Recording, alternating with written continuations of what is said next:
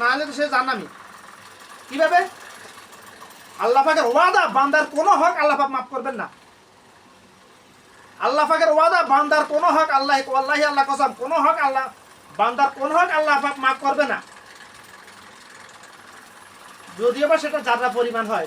কিন্তু আল্লাহ পাক ইখতিয়ার আছে মাফ করার, আল্লাহ পাক মাফ করবে না। আল্লাহ পাক যদি মাফ করে তো কেউ জিজ্ঞাসা করতে পারবে না, কারো ইখতিয়ার নাই, তুমি কেন মাফ করলে আমার হক, এটা ইখতিয়ার নাই, পারবে না, সম্ভব না। কিন্তু আল্লাহ পাক মাফ করবে না, কেন? আল্লাহ পাক ডাইরেক্ট বা স্পষ্ট বলে বান্দার কোন হক আমি, বান্দার হক যদি না সব দুনিয়াতে তার রফা করে আসো। একজন মুমিন মুসলমানের জন্য, মুমিন মুসলমান, শুধু মুসলমান না, শুধু আদম সন্তান না, একজন মুমিন মুসলমানের জন্য জান্নাত ওয়াজিব হওয়ার জন্য এতটুকু সে যদি কারো একটা টাকা আত্মসাৎ করে, এতটুকু যথেষ্ট নির্দিষ্ট সময়কালের জন্য জাহান্নামে যাওয়ার জন্য। যদি আল্লাহ পাক তার উপর রহম না করে, যদি তার জন্য হিসাব সহজ না করে, একজন মুমিন মুসলমানের জন্য এটা খুব ভয়াবহ। এটা থেকে আমিও বাঁচতে পারতেছি না ভাই। গীবত মানে গীবতকে মানে মানুষের সামনে শয়তান এবং ভাবে উপস্থাপন করে দেবে। পৃথিবীর কোনো মানুষ এটা থেকে মুক্ত নাই। আমি শুধুমাত্র গীবত থেকে বেঁচে থাকার জন্য 4 বছর আগে যখন দেশে গিয়েছিলাম, আমি দোকানে যাই বসি নাই কখনো, 5 মাস দেশে ছিলাম, কিন্তু এটা থেকে বাঁচতে পারতেছে না।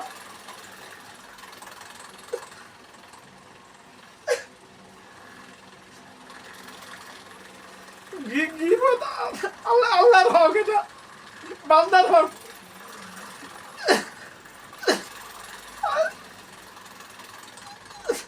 আমি দেখতে পাচ্ছি বেশি মানুষ 5 ওয়াক্ত নামাজ পড়ে, রোজা রাখে, যাকাত দেয়, হজ করে, কিন্তু জাহান্নামে যাইবে গীবত করার কারণে, শুধুমাত্র কারণ আল্লাহ পাক বান্দার কোনো হক মাফ করবে না। গীবত যেহেতু বান্দার হক, বান্দার হক মাফ চাওয়ার নিয়ম হলো যার হক তার কাছে মাফ চাইতে হবে, না হলে দিয়ে দিতে হবে। আমরা তো গীবত এটাকে গুনাহ মনে করতেছি না, এটাকে গুনাহ মনে করতেছি না। মাফ চাওয়ার তো প্রশ্নই আসে না। আমরা তো জানি না কখন কার গীবত করে ফেলেছি, আমি নিজে জানি না। আমি এই জন্য সবসময় ভয় আছি, যদি আল্লাহ ভাই এটার জন্য আমাকে ধরে,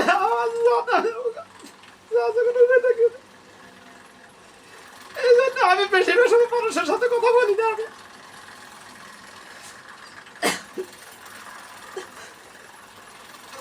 যেটা বলতেছিলাম, আমি যখন থেকে আল্লাহ ভাই আমাকে এটা বুঝার তৌফিক দিয়েছে, আমি দেখতে পাইতেছি বেশিরভাগ আদম সন্তান জাহান্নামে যাবে শুধুমাত্র গীবত করার কারণে। আমি গত 3 মাস আগে যখন দেশে ছিলাম, একটা কবর খুঁজতেছিলাম, ওখানেও আমি এটা বয়ান করেছিলাম এই কথাগুলা, গীবত না করার জন্য।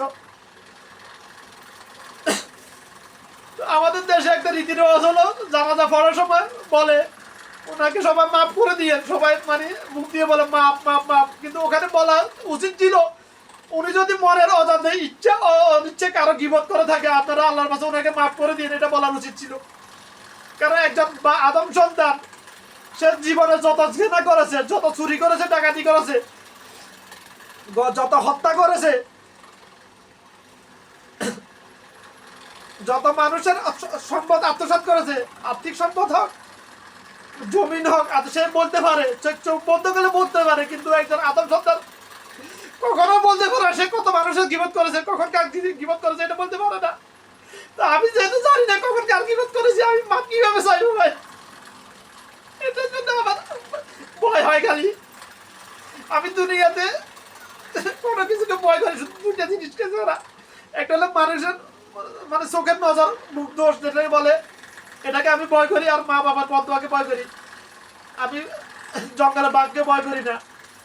আমি যখন আয়াতুল কুরসি পড়ি, ঘর থেকে বের হই, আমি রাস্তার 2 পাশে তাকাই জিন দেখিনি কিনা। ফজর নামাজ পড়ার সময় যখন বের হই পড়ার জন্য, আমি সবসময় রাস্তার 2 পাশে এভাবে তাকাইতাম জিন দেখছি কিনা, কারণ জিনের ক্ষমতা নাই তো আমার ক্ষতি করার। আমি আয়াতুল কুরসি পড়ে বের হয়েছি যে আয়াতুল কুরসি ফজিলত বর্ণনা করতে করার ক্ষমতা পৃথিবীর কোনো মানুষের নাই। ফজিলতের কথা বলেছি, নেকি না, নেকি আর ফজিলের মতো আদা ফাদা। তো আমার সকল দিনই ভাই বোনদের কাছে আমার একটা আবেদন, গীবত থেকে বেঁচে থাকো ভাই। গীবত থেকে বেঁচে থাকো তুমি, যেভাবে হোক। কারণ গীবতের জন্য বেশিরভাগ মানুষ জাহান্নামে দিকে জাহান্নামে যাবে। গীবত করার জন্য সাধারণ মানুষ তো করতেছে, যারা মানে আলেম বলা হয়, আলেম আসলে তো আলেম না এরা। আলেম বেশিরভাগ আমাদের দেশে বেশিরভাগ আলেম হলো ধর্ম ব্যবসায়ী। কথাটা যেভাবে না আমার কিছু আসে না। হকানে আলেম, আলেমের আমার একটা লিস্ট করেছিলাম, এটা প্রকাশ করার আগে যারা হকানে আলেম ছিল তারা 4-5 জন দুনিয়া থেকে চলে গেছে, প্রকাশ করি নেই। ওই লিস্টের সর্বপ্রথম কাতারে ছিল আল্লামা দেলাওয়ার হোসেন সাইদি, ডক্টর খন্দকার আব্দুল্লাহ জাহাঙ্গীর, ডক্টর লুৎফুর রহমান, গোলাম হাসান সাইদি। এটা ছিল ওই লিস্টের মধ্যে প্রথম কাতারে। ওনারা তো সবাই দুনিয়া দিয়েছেন, আমি আর এটা প্রকাশ করি নাই আর লিস্টটা।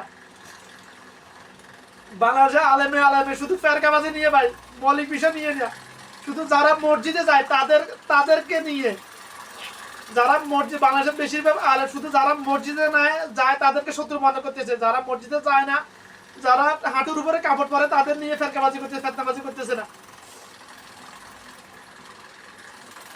গীবতের মধ্যে তারাই বেশিরভাগ লিপ্ত, একে অপরকে দুনিয়ার লোভে পড়ে, শুধুমাত্র ধর্ম নিয়ে মানে কোরআন হাদিস বিক্রি করে খাওয়ার জন্য, শুধু কার গাড়ের উপর কে পা দিয়ে কে কত উপরে উঠে চেষ্টা করতেছে আলেমটা বেশিরভাগ। এই জন্য আমার উদ্দেশ্য একটাই, যদি আল্লাহ ভাই আমাকে কখনো কোথা নিয়ে বসায় আমি জানি না, আমার প্রথম কাজ হলো সকল আলেমদেরকে একত্রিত করে তাদেরকে নসিহত করা, ফেরকাবাজি বন্ধ করার জন্য, ফেতনাবাজি বন্ধ করার জন্য, সকল বিদাত ছেড়ে দেওয়ার জন্য নসিহত করা, পরবর্তীতে না আসলে ডান্ডার বাড়ি দেওয়া। আজকে আর কিছু বলতে পারতেছি না। আমি সকালের কাছে অনুরোধ করতেছি, আপনারা গীবত থেকে বেঁচে থাকার জন্য চেষ্টা করবেন। যে নেক আমল যাই করেন না কেন, যে নামাজ আল্লাহ পাক যদি আপনার যদি ঈমান থাকে, হাদিসটা সহি, সনদ মতন সব সহি, যার নামাজ নাই তার ঈমান নাই। অর্থাৎ কেউ যদি ফজর নামাজ ছেড়ে দেয়, জোহরের নামাজের আজান দেয়, যদি দিয়ে নামাজে যাওয়ার আগে তাকে আগে ঈমান আনতে হবে। যেমনটা ঈমান এনেছিলেন আবু বকর সিদ্দিক রাদিয়াল্লাহু তাআলা আনহু, ওমর ইবনে খাত্তাব রাদিয়াল্লাহু তাআলা আনহু, তাদের মতো ঈমান আনতে হবে আগে। যদি আপনার এক ওয়াক্ত নামাজ ছেড়ে দেয় কেউ, যদি অনিচ্ছাকৃতভাবে কাজা হয়ে যায়, কাজা আদায় করে নিলে আল্লাহ তার ফরজ আদায় হয়ে যাবে। তবে তার জন্য হয়তো যদি আল্লাহ পাক চায় শাস্তি দিবে, যদি আল্লাহ পাক না চায় শাস্তি দিবে না, যদি তার অন্য আমার শরীর থাকে। কিন্তু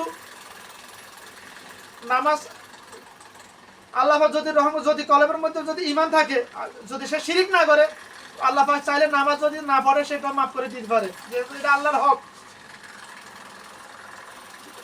বান্দার হক, গীবত এটা তো বান্দার হক, মানুষ বান্দার হক তো আল্লাহ মাফ করবে না। এখন যে বান্দার হকের ব্যাপারে যার হক তার সাথে রফা দফা করতে, তার কাছে মাফ চাইতে হবে। গীবত, আমি যদি কারোর গীবত করি, আমি যদি ভাই তাকে বলি ভাই তোর ব্যাপারে আমি কি তোরে আমি তোর ব্যাপারে আমি এই ব্যাপারে বলেছি, সে আপনাকে ঘুষি মারবে না, এই ভয়টা কেউ তার কাছে মাপ চাবে না। কিন্তু আমার একটা নেশার এখন থেকে না, আমি যখন আজ থেকে 12 বছর আগের কথা বলতেছি, আমি 12 বছর আগে এত কিছু জানতাম না, এত কিছু আমাকে আল্লাহ জানাই নাই।